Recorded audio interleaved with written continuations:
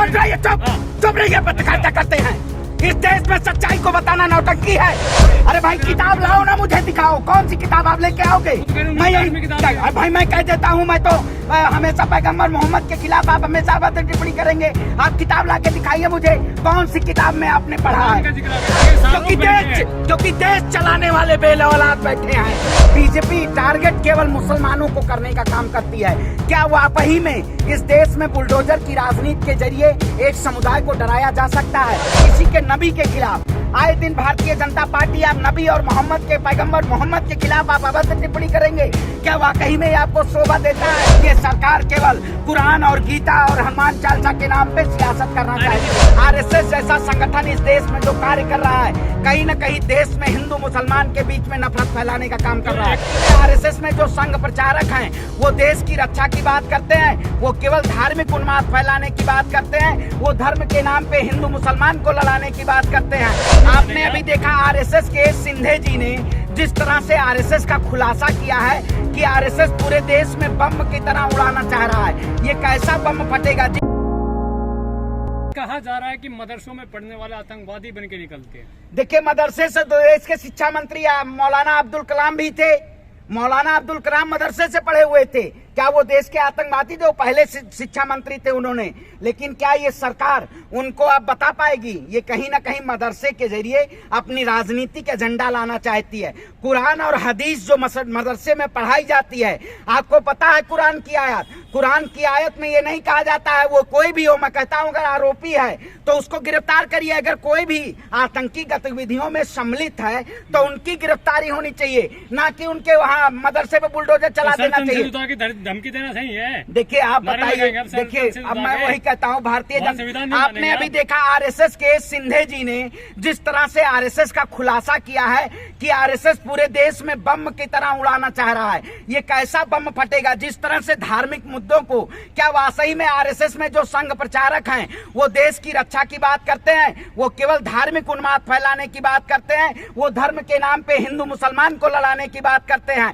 RSS जैसा संगठन इस देश में जो कार्य कर रहा है, कहीं न कहीं देश में हिंदू मुसलमान के बीच में नफरत फैलाने का काम कर रहा है। देखिए मैं कहता हूँ सरकार क्या काम करती है। सरकार कहती है कि आप जाके देखिए बड़े बड़े स्ट्रीम मीडिया में असम का मुद्दा जिस तरह से भुनाया जा रहा है, अगर इसी मुद्दे को सरकार बिल्किस बानो के मुद्दे को उठाई होती, जिस तरह से बिल्किस बानो के आरोपियों को 11 आरोपियों को रिहाई दे दी जाती है, देश के प्रधानमंत्री और देश के गृह मंत्री और स्मृति ईरानी की उस पर चुप्पी साधी रहती है। क्या वो हमारे देश की बेटी नहीं है? तो विधायक टी राजा के घर के घेराव करके एक झुंड टाइप के लोग और वहाँ उसका सर तन से जुदा के नारे लगाते हैं। आप बताइए, अगर किसी के धार्मिक उन्माद, आप बताइए आप किसी के नबी के खिलाफ आए दिन भारतीय जनता पार्टी आप नबी और मोहम्मद के पैगंबर मोहम्मद के खिलाफ आप अभद्र टिप्पणी करेंगे। क्या वाकई में आपको शोभा देता है? किसी बदलो, आपकी किताबों में लिखा हुआ है। अच्छा, वो किताब पढ़ाई जाती है जिसमें बुलबुल कर्नाटक में सावरकर जी बुलबुल में बैठ के देश की यात्रा करते थे। क्या अंधभक्ति वाली है बुलबुल जैसे? आप बताइए इस देश में देश की जनता को कैसे गुमराह करना चाहते हैं आप? तो वो तो कह रहे ना कि अपनी किताब में दिखा दो कि नहीं है तो हम गलती मान लेंगे। देखिए आप बताइए अपनी किताब, मैं कहता हूँ इस देश में संविधान से चलेगा या आपके कानून से चलेगा? आप बता दीजिए। या गिद्ध मीडिया से? इस गिद्ध मीडिया ने इस देश में कानून व्यवस्था को ताक में रख दिया है।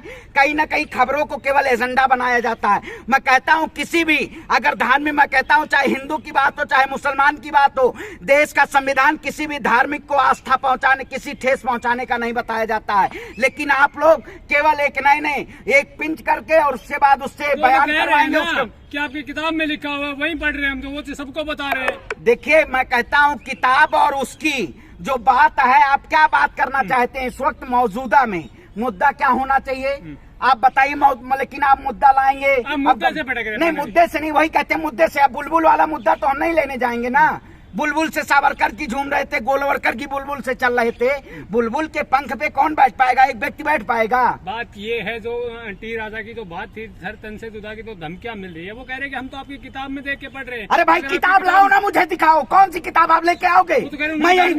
भाई मैं कह देता हूँ, मैं तो हमेशा पैगंबर मोहम्मद के खिलाफ आप हमेशा अभद्र टिप्पणी करेंगे। आप किताब ला के दिखाइए मुझे, कौन सी किताब में आपने पढ़ा है? अरे बताइए, कुरान की आयत का पता नहीं है? जाके टी राजा से पूछे कुरान में आयत कितनी होती है। जाके पूछिए सूरा कितना होता है।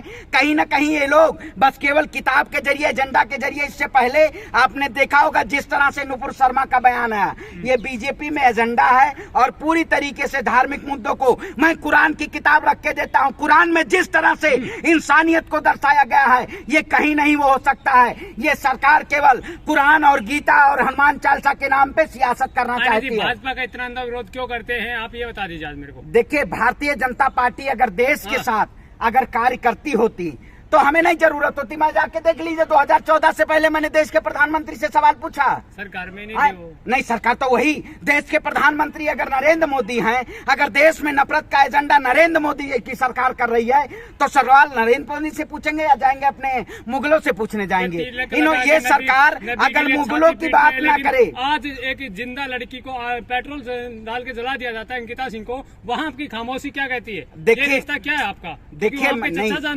देखिए मैं हमेशा जुल्म के खिलाफ आवाज उठाया हूं, चाहे वो बिल्किस बानो के न्याय की बात हो, चाहे वो अंकिता सिंह के न्याय की बात हो। इस देश में आईपीसी है, इस देश में न्यायपालिका है।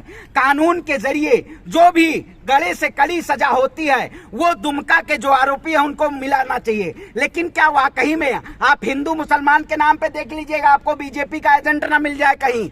जो इस देश में आपने जिस तरह से देखा होगा जयपुर में, जिस तरह से राजस्थान में घटना हुई थी, बीजेपी का कार्यकर्ता मिला था। कहीं ना कहीं बीजेपी इस देश में राजनीतिक सत्ता काबिज पाने के लिए ये देश में हिंदू मुसलमान को आपस में लड़ा के तो वो कर रहे हैं। अगर एक बच्ची अपनी मर्जी से इस्लाम कबूल नहीं करती तो उसको जिंदा जला दिया जाता है। इसमें भाजपा के क्या मतलब आ गया? देखिए, आप खबरों को तोड़ मरोड़ के दिखाना बंद कर दीजिए, ठीक है? क्योंकि इस देश में जिस तरह से स्ट्रीम मीडिया खबरों को तोड़ के बना रही है, मैं कहता हूं जिधर भी देखो उधर जल्लाद बैठे हैं। संभाल कर रखो अपनी फूल सी बेटियों को, क्योंकि देश चलाने वाले बे औलाद बैठे हैं, देश चलाने वाले बे औलाद बैठे हैं जो सत्ता पे बैठे हुए हैं, जिन्होंने अपने घर बार को छोड़ दिया, जिन्होंने अपने परिवार को छोड़ दिया। वो देश की आम जनता को, देश की आम जनमानस को क्या जानेंगे?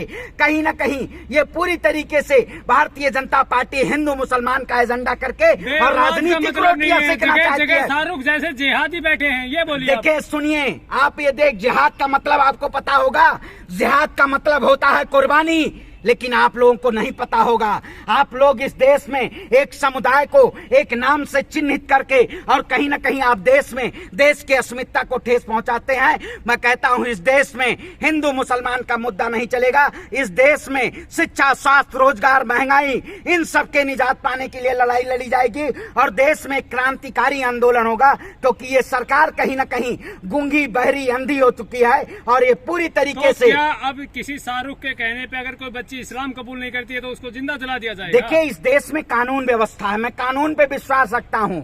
शायद आप कानून पे विश्वास नहीं रखते होंगे। मैं कहता हूं इस देश में अंकिता के जो दोषी हैं और बिल्किस बानो के जो दोषी हैं, उन दोनों आरोपियों को जो हमारे देश में आईपीसी है उसके तहत उनको जेल की सलाखों के पीछे डाला जाए। जो कानून का प्रावधान है उस हिसाब से उनको सजा दी जाए। इस देश में ऐसे गुस्ताखी, लेकिन मैं कहता हूं उनको भी वही सजा देनी चाहिए जो गुस्ताखे रसूल के ऊपर अभद्र टिप्पणी करे, उनको भी कानून हमेशा वही सजा दे। मैं इसी की बात करता हूं, मैं राजनीतिक बात नहीं करता हूं, मैं जुल्म के खिलाफ बखूबी से आवाज उठाता हूं। आप बताइए, जो हुकूमत इस देश में एक समुदाय को बीजेपी टारगेट केवल मुसलमानों को करने का काम करती है, क्या वाकई में इस देश में बुलडोजर की राजनीति के जरिए एक समुदाय को डराया जा सकता है? मैं हर उस मुद्दे पे उठाया हूं। मैं कहता हूं शायद वो लोग बिल्किस बानो पे मौन होंगे जो लोग अंकिता सिंह हत्याकांड, जो लोग देश में कराने का काम किए हैं। कहीं ना कहीं इसकी सीबीआई जांच हो और जो आरोपी है उसके खिलाफ सजा हो और कड़ी से कड़ी कार्रवाई हो। जानना चाहूंगा, आप हर मुद्दे पे बेबाकी से बोलते हैं, हर नबी की गुस्ताखी में आप चिल्लाते रहते हैं, आप नौटंकी करते रहते हैं। देखिए, चुप रहिए, पत्रकारिता करते हैं। इस देश में सच्चाई को बताना नौटंकी है। आप देश के प्रधानमंत्री, बहुरूपिया प्रधानमंत्री से पूछिए, देश में अगर सच की बात की जाए, सत्य को परेशान किया जा सकता है, पराचित नहीं। आप पत्रकारिता करते हैं, नौटंकी आप करते होंगे। देश में मैं मौजूदा मुद्दे जो हालत है उन मुद्दों पे हमेशा आवाज उठाता हूं और देश में सच नहीं छुपेगा। तब क्यों नहीं बोलते जब एक मूवी के अंदर शिव जी को टॉयलेट में दौड़ाया जाता है? देखिए, मैं कहता हूं वही गिद्ध मीडिया हाल है। इस देश में जिस तरह से गिद्ध मीडिया खबरें चलाने का काम कर रही है, उसी तरीके से आप भी इस देश की अस्मिता के साथ खेलने का काम कर रहे हैं। भारत की एकता और अखंडता और संप्रभुता को बरकरार करने के लिए और देश के एकता को कायम रखने के लिए हम हमेशा आवाज उठाएंगे। जय हिंद, जय भारत।